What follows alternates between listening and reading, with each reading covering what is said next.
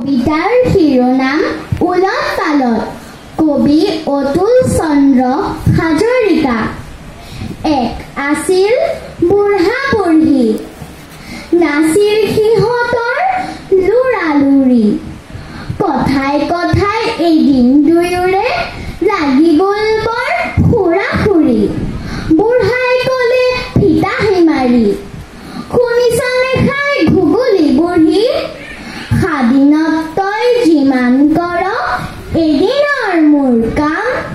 মিছা কৈছো যদি অমুকা বুঢ়াৰ সলাই থবি নাম।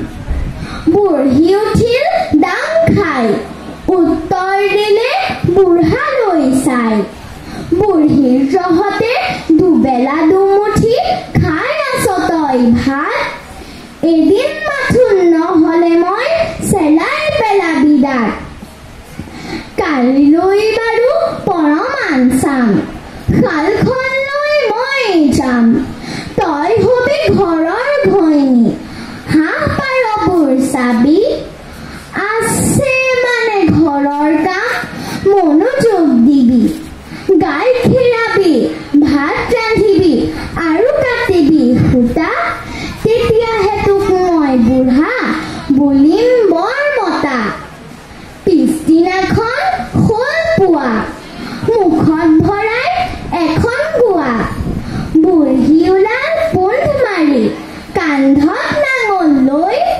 বুঢ়া থাকিল সেইদিনা ঘৰৰ ঘৈণী হৈ। বুঢ়ী আহিল শালৰ পৰা, দুখে ভাগৰে আধা মৰা। তাইও পালে সেকা পালি, মুখেৰে নোলাই মাত। ঘটিয়ে ঘটিয়ে পানী খাইহে তত আহিল গাত।